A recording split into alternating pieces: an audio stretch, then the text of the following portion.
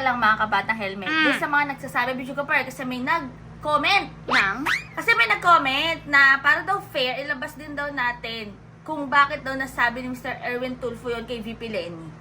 Doon sa nagsabi niya, nag-comment, kayo na lang po yung maglabas, kami manonood sa inyo. Kayo po yung mag-upload, kami naman manonood. Kasi una sa lahat mga kabatang helmet, kahit ano pa yung ginawa or ginagawa, hindi pa rin dapat mamutawi yung mga ganyang salita na binato kay VP Lenny. So ano bang ginawang mali ni VP Lenny?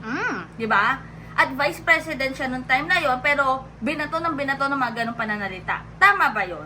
At kung meron mang nagawang mali, tama ba yung reaksyon?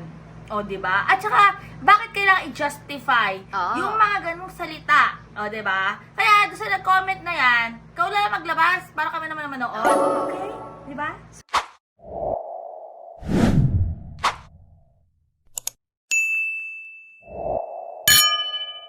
Ibig sabihin ba nun, Pidjogapper, kapag matindi yung ginawa, dapat ganito rin katindi ang banat ni Mr. Erwin Tulfo kay VP Lenny? Ganon din dapat yung reaksyon, ganon kabigat ang tanong reaksyon. kasi, ano ba yung ginawang mali?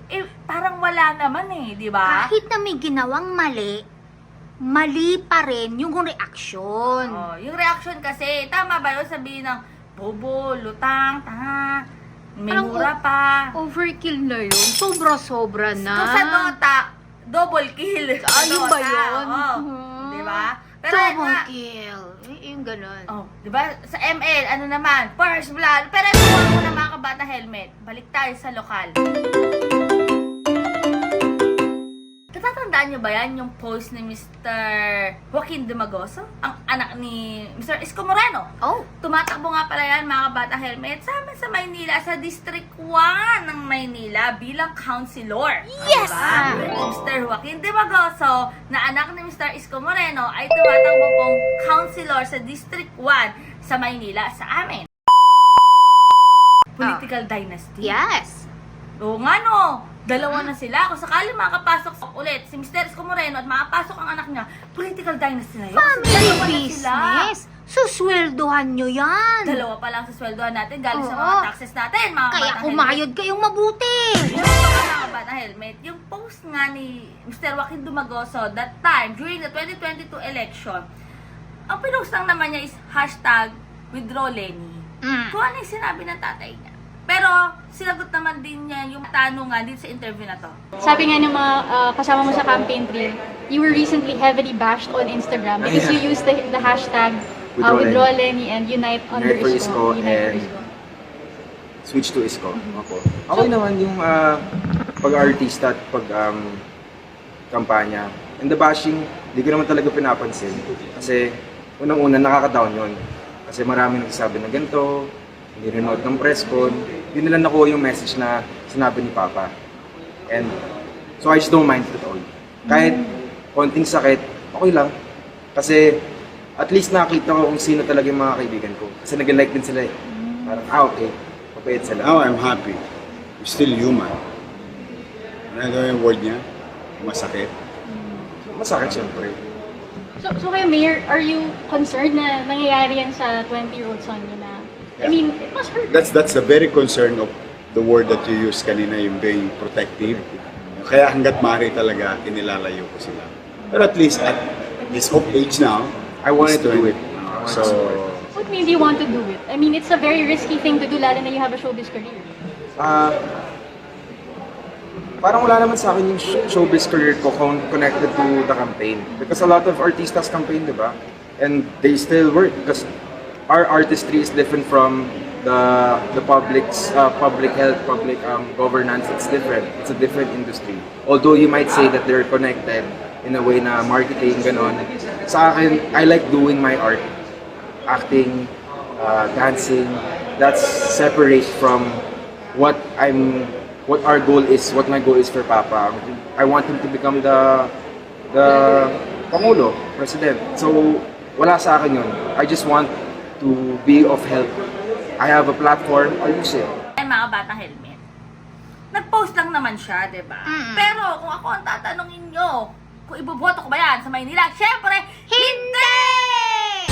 Bakit hindi? Kasi marami pa naman ako pwedeng pagpilian na alam kong subok na meron na napatunayan at meron talagang kaalaman in terms sa pinapasok na trabaho. Kasi yung kailangan eh. And kung tatanungin nyo mga kabatang helmet na, hindi mo boboto yan kasi may ganyang sinabi kay VP Lenny. Hindi sa ganun yun mga kabatang helmet eh. Hindi yun sa about dahil binarda si VP Lenny, may sinabing hindi maganda kay VP Lenny, sinabi na withdraw Lenny, hindi sa ganun yun. Pero kasi, nasasalamin doon kung ano ba talaga ugali ng isang tao or ng isang individual. Yes. Na ano ba yung kaya mong gawin para lang makuha tong pwesto na to, para lang maiupo ka. Kasi kung isipin natin, pag withdrawin nila si VP Lenny, si VP Lenny ngayon marami na nagagawa that time. At ang dami rin na itulong ni VP Lenny sa lungsod ng Maynila. In terms sa vaccination, videographer, buhay na patotoo ako dyan.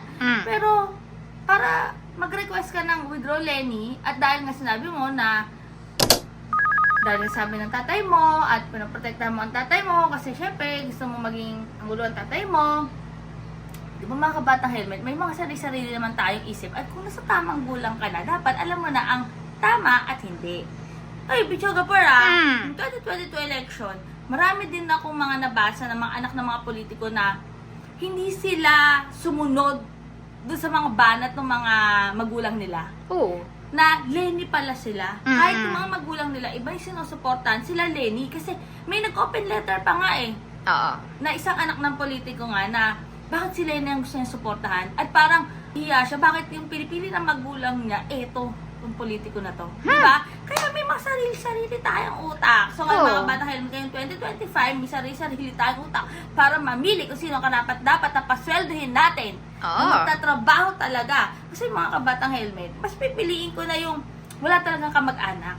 Diba kayo yung pipiliin mo? Pabilin na niya sa mga anak niya na hanggat nasa gobyerno ko, wala pwedeng tumakbo sa inyo.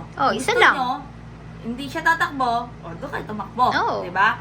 Pero ayan nga mga batang helmet, kung tatanungin nyo ko, iboboto ko ba yan sa district? Hindi! Kasi gusto ko yung may napatunayan na. At sa tingin ko, makakatulong talaga sa Maynila para umangat naman ang mga buhay namin doon. Diyos ko day. O kanina nga pala, may Ramonda rin, may nangampanya kanina, Sunday. Sino Sunday, yan? Ay, nakakatuwa lang kasi wala lang, umikot lang sila. Pero ayan nga, comment down below kung ano masasabi nyo dyan. Alam ko marami na magre-react. Marami na naman natataas ang kilay. Pero, diba, pwede naman tayo mag-isip. Basta ako nang gusto mo ang video na to, kalimutan mag-subscribe at i-click ang notification bell para like updated sa mga na-upload namin ni videographer.